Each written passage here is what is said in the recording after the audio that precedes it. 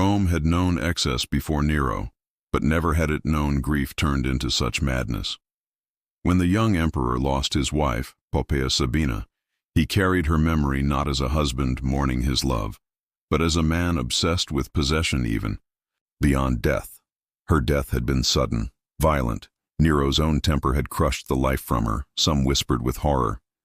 Yet no blame rested on him, for who would dare accuse the princeps, the living god of Rome? Instead, her body was laid to rest in the grandeur of imperial rites, while Nero retreated into the gilded halls of his palaces, his mind unraveling into something darker than mere sorrow. The people of Rome had long grown used to his extravagance. The golden halls, the fountains of wine, the endless games, the music he forced his courtiers to endure. But the weeks after Poppaea's death birthed a silence more unsettling than any indulgence. Nero no longer sang, no longer laughed. He wandered alone through marble corridors, staring at her empty chambers, clutching her silks, whispering her name like a priest before an altar. Senators trembled, for they knew an emperor consumed by grief was more dangerous than one consumed by rage. Then the madness took its form. Whispers spread first among his attendants, those closest to his chambers, who claimed they saw him standing before mirrors, speaking not to his reflection, but to the ghost he imagined beside him. He called out to Poppaea as if she lingered in shadow. He ordered portraits of her to be carried everywhere he went. He spoke to her absence, and Rome itself seemed to hold its breath. But grief is a hunger, and Nero's hunger was never for memory alone. He craved flesh, the return of her presence, the warmth of her hand. It was not enough that statues of marble bore her likeness, or that coins struck with her image circulated across the empire. He wanted her back, not as a vision, not as a story, but as something he could touch. One evening, deep within the halls of the Domus Aurea, Nero confided to a favored freedman that the gods had cheated him, that Hades had stolen Poppaea too soon. "If Olympus will not give her back," he murmured with drunken breath, "then Rome shall." And from that moment, his attendants, fearful yet obedient, began to search. The search was not for relics or sorcery. No, Nero wanted a vessel, a living body, upon which he could carve the ghost of his wife. He demanded someone who bore resemblance, someone whose face might echo Poppaea's, whose youth could be molded into her shadow. Rome, vast and teeming with slaves, servants, and children, offered endless flesh to his choosing, and so the eyes of the imperial household fell upon a boy.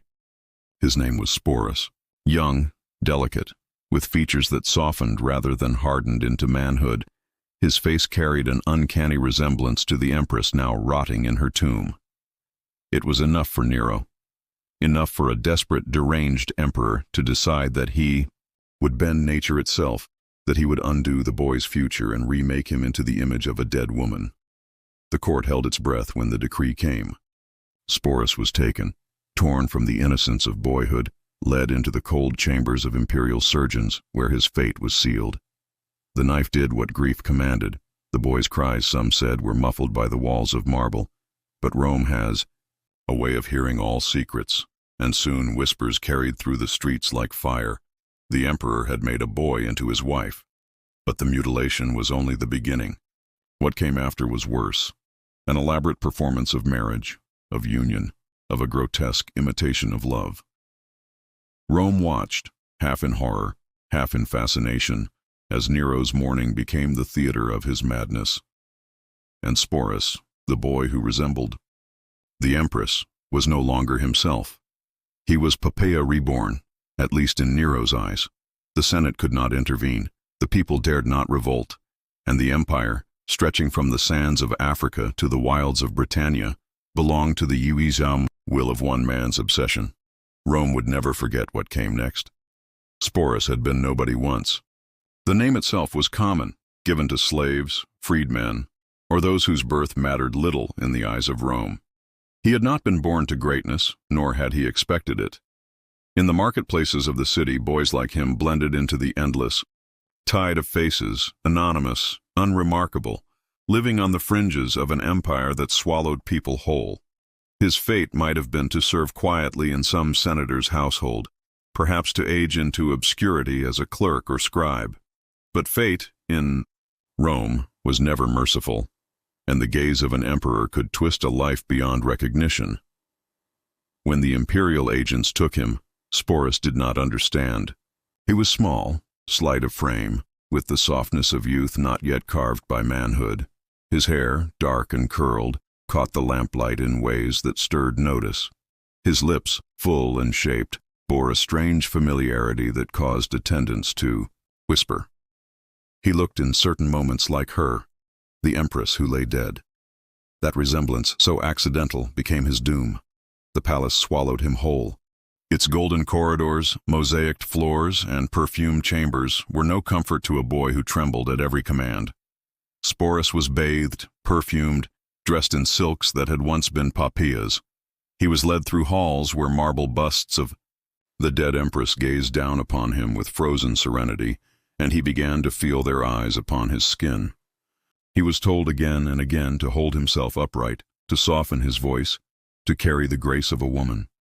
At first he resisted, thinking it some cruel jest. But resistance in the palace of Nero was like defiance before a god, punished swiftly, crushed without pity. The mutilation came soon after. It was not done in a place of honor, but in the cold stillness of a surgeon's chamber, where blades gleamed in oil lamps. Sporus's screams were said to echo through the walls, though muffled by guards who stood like statues outside. The axe stripped from him not only his body's promise of manhood, but also his name, his self, his future. From that day forward, Sporus would not be regarded as a boy, nor as himself, but as a shell into which Nero poured the memory of Poppaea. When he emerged again, pale and trembling, Nero beheld him with eyes wet from drink and grief. "Poppaea," the emperor whispered, as though his dead wife had risen again from Hades. And in that moment, Sporus was no longer allowed to be Sporus. He was commanded to answer to her, to wear her jewels, to walk as she had walked, to smile as she had smiled. Every motion became performance, every breath became mimicry. He was reborn, not by choice but by decree. The court murmured behind their veils and cloaks. Senators exchanged glances, courtiers forced smiles, and noblewomen clenched their jaws in silence. For though all saw the horror of it, none dared speak. To condemn Nero was to condemn oneself to death, or worse, to the emperor's unpredictable cruelty. And so Rome watched, paralyzed, as Sporus was paraded in silks and veils, transformed into the grotesque echo of a woman he could never truly be. But within Sporus, something flickered. He had been remade in flesh, but his mind remained his own. A mind now shadowed by fear, humiliation, and a strange hollow resilience. He learned quickly that survival in Nero's palace was not found in rebellion, but in obedience, at least outwardly. He bowed when commanded, he whispered when spoken to, and when Nero pressed his lips upon him before the gathered court, Sporus forced himself into stillness, for to resist would be to die. The emperor announced the unthinkable soon after. He would marry Sporus. Not as jest, not as performance for the stage, but as ceremony, binding, union. Rome gasped, but Rome obeyed. A wedding was prepared, opulent and ceremonial, with priests and attendants, with music and incense, with vows and blessings. Nero placed a veil upon Sporus's head, the veil once worn by Poppaea, and led him through the rituals as though Jupiter himself sanctioned the union. The people whispered in the streets, "The emperor has wed a boy." Some called it madness, others sacrilege, but few dared speak too loudly. For Rome was ruled not by law, not by custom, but by Nero's will. And if Nero said Sporus was empress, then empress he became. Sporus stood silent through it all, veiled and trembling, his hands cold beneath rings too heavy for his slender fingers. He was no longer a boy, no longer a slave, no longer Sporus. He was an idea, a ghost given flesh, a grotesque mask worn for the pleasure of a grieving tyrant.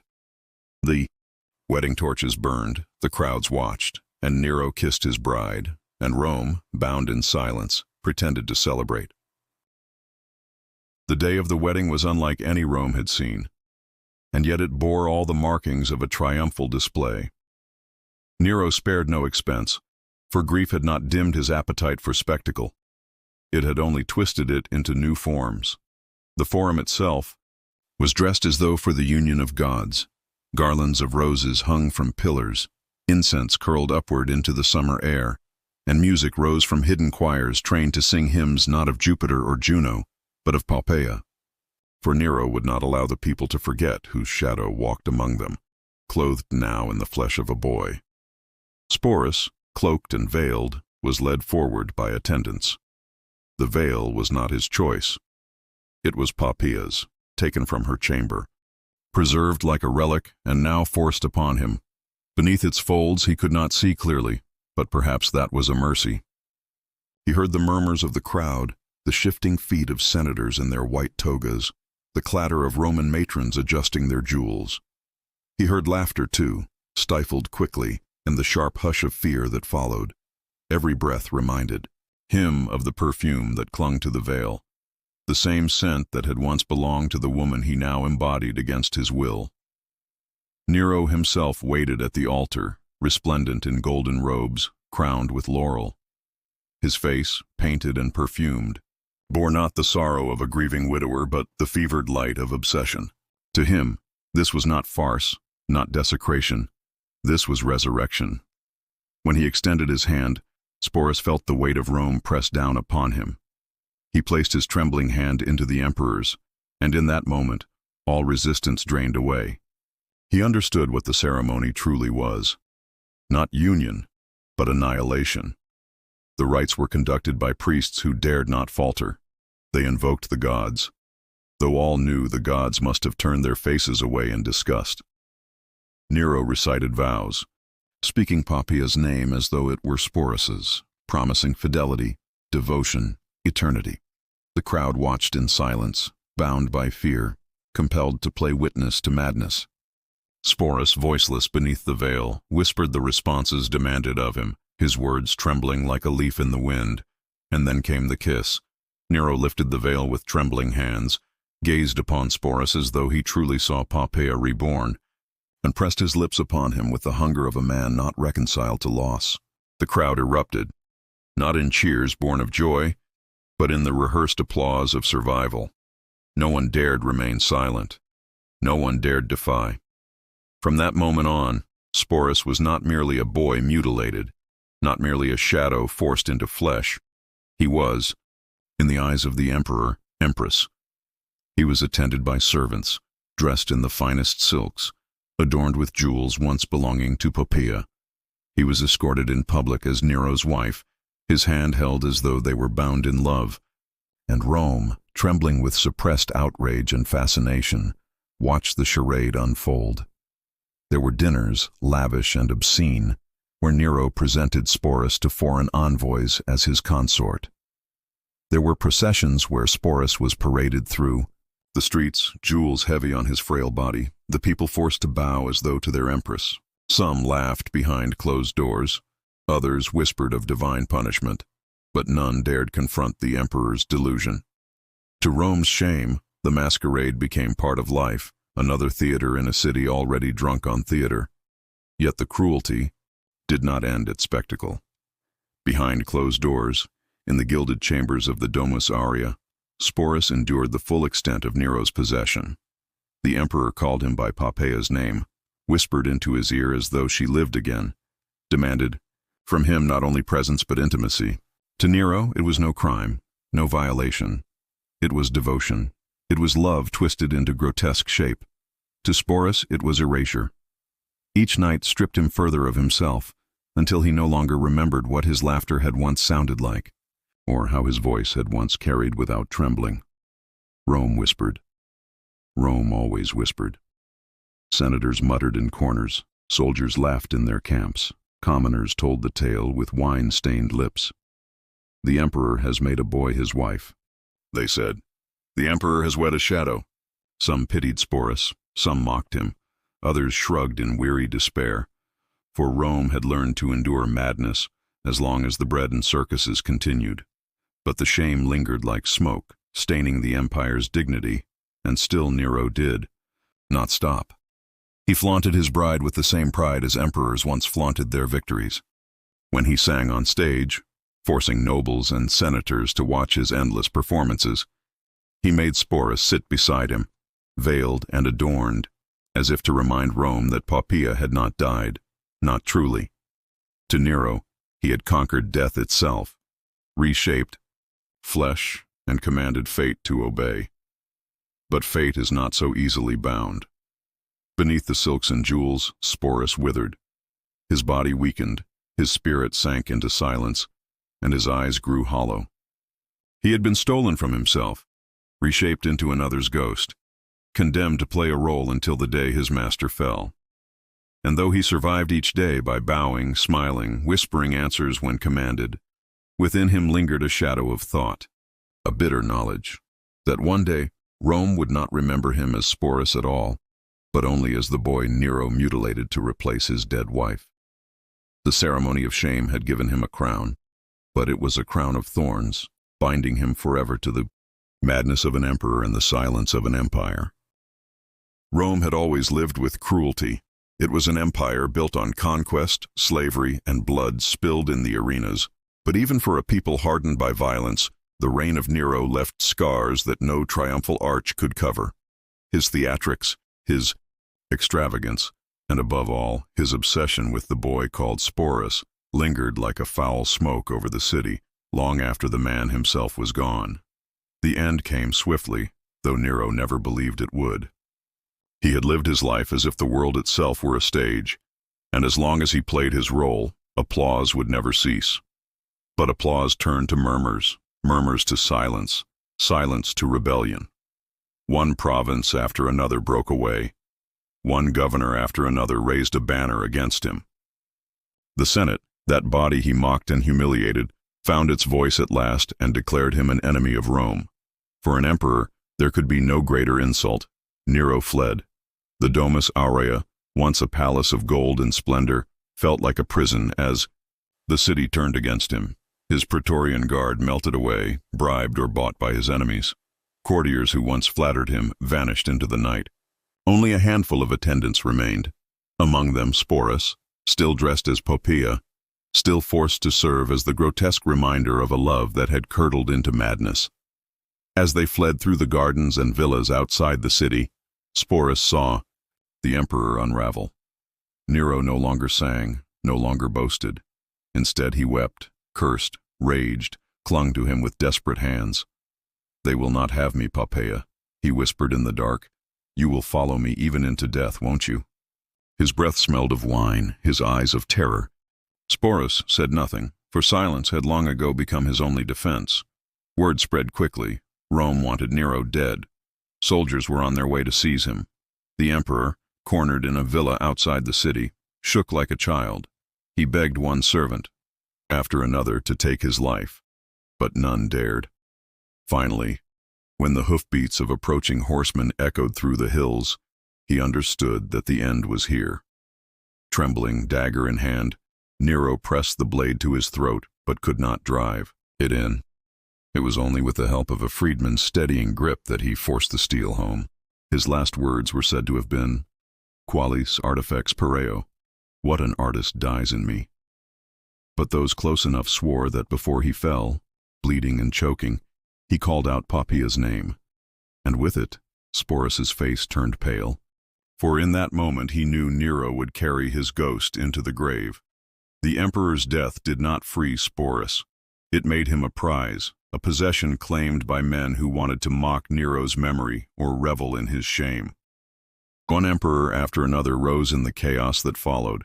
Galba, Otho, Vitellius, and each knew of Sporus, the boy who had been made into a bride. He was passed from hand to hand like a relic of obscenity. Otho, who had once been Poppaea's husband before Nero stole her, took Sporus into his household. Some whispered it was vengeance, others lust, others mere curiosity. Whatever the truth, Sporus found himself once again dressed in silks, once again called empress, once again chained to a ghost not his own. He was no longer even a person. He was Rome's cruelest joke, the living shadow of a woman dead. Then came Vitellius, coarse and brutal. He wanted to make a spectacle of Sporus, to force him into the amphitheater and reenact his marriage to Nero before the jeering mob. The plan was whispered through the city, and when Sporus heard of it, something inside him broke at last. He had endured mutilation, humiliation, marriage, possession, loss, but he would not endure one more public shame. Before Vitellius could stage his mockery, Sporus ended his life. Some said he took poison, others whispered he opened his veins in silence. However it was, he died young and by his own hand. Rome whispered still. In taverns and marketplaces, in the homes of senators and soldiers, the tale lived on. The boy who had been stolen, mutilated, married, paraded, and destroyed. To many, he was only a symbol of Nero's madness. To some, he was a victim too pitiful to pity. To others, a curse Rome would never wash away. His name became an echo, half-remembered, swallowed by the legend of the emperor who had remade him, but in that final act of defiance, choosing his own death rather than Vitellius's theater, Sporus reclaimed something Rome had long denied: him. For once, the choice was his. He would not walk again in Poppaea's veil, would not bow his head to another emperor's cruelty. He would vanish into silence, leaving Rome to choke on its own shame. And so it was that the empire endured, as empires always do, but a stain remained upon its memory. Senators could forget the debauchery, soldiers could forget the waste of treasure, but none could forget the story whispered behind closed doors: how an emperor mutilated a boy to make him his dead wife's double, and how Rome itself stood silent, complicit in the theater of cruelty. Rome never forgave Nero, nor did it forgive itself.